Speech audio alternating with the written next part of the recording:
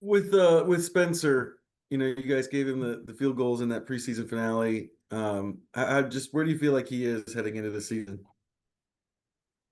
I think Spencer had a really productive preseason. Certainly did well in the preseason games.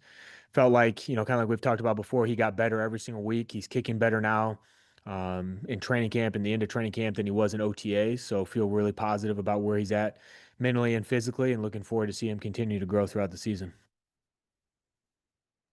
Chop, go ahead. Brian, as a special teams guy, I guess you never really know during camp and preseason who your guys are going to be because of how rosters are formed. But by and large, your guys, are these the guys that you sort of anticipated, or there are always a couple of surprises when the team has to cut this guy, that guy for roster purposes? Yeah, I think good question, Chad. The hardest thing to predict, as you go through training camp, because you're really the biggest thing you're trying to rep the most of with the same cohesive unit is the punt team to try and make sure those guys are all working together. But you can never predict injuries, and there's always injuries that come up throughout training camp. Like losing Hunter Wooler certainly was a key injury for us on special teams, and he was having a great training camp. So those are things like you can never predict, and that will change how the roster makeup ends up being formed once some of those injuries and things happen. You can kind of predict.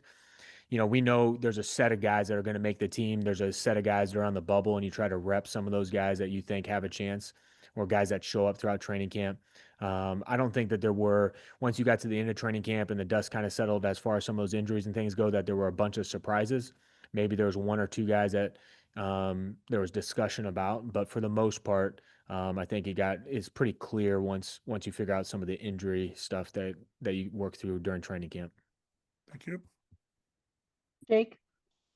Hey, Brian, you had mentioned over the summer that you were kind of anticipating certain ways that teams would approach the new kickoff and everything. Did you see what you expected to, and do you feel pretty confident in what other teams are going to do throughout the season at this point, or is it still kind of just trial by error and seeing what other teams are doing? No, I think there certainly is going to be more trick kicks, line drive kicks. There's going to be a variety of different things that we're going to see early in this season. Usually, most teams would keep it very vanilla in preseason, but unlike in the past, there were more teams that were doing some of those line drive kicks, trick kicks, short kicks, and experimenting with things in the preseason that you normally would not see because I think some people maybe they didn't have joint practice to be able to experiment with some of those things, or maybe they just were trying different things to see what they wanted to do in the regular season. So you already saw some of that in preseason, which you normally wouldn't see. I think you're going to see even more of that.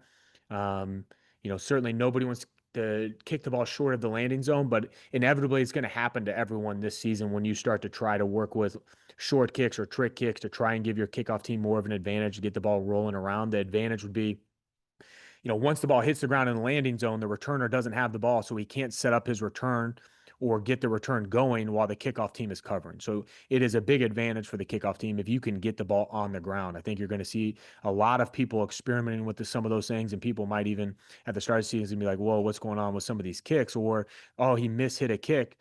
Well, really, I don't think it's going to be mishit kicks. People are going to intentionally try to hit some funky or dirty kicks to mess with returners to try and give the kickoff team an advantage. And if you do kick it short, it goes to the 40-yard line. If you kick it short of the landing zone, it goes short of the 20, it goes to the 40-yard line, but that's a 5-yard penalty from a touchback. So it's not quite as punitive as kicking a touchback because a touchback goes to the 35. So I think you'll see some people certainly that are willing to risk that and play with some different things that will make the play look a little bit different. Do a few more here, James. This is a might be a dumb question, but look at Anthony Gould and he's a kick returner, a punt returner. Obviously, that's not super rare, in the NFL. But when you identify a player that can do both, what stands out to you? Well, it certainly is more challenging to field punts than it is to field kickoffs. Traditionally, a ball that's spinning end over end on a kickoff, especially in the old model where there's a bunch more hang time, it's easier to sit underneath the ball. It's easier to judge the ball. It's easier to be able to catch the ball. Plus, whenever you're catching the ball as a kickoff returner, there's always going to be space between you and the defender, so you have time. You're not worried about getting hit while fielding the ball. So to find somebody that's a really good punt returner takes, you have to be more fearless. You have to be more poised. You have to be able to track the ball, which is harder to do. There's also going to be people and gunners that are in your face as you do it.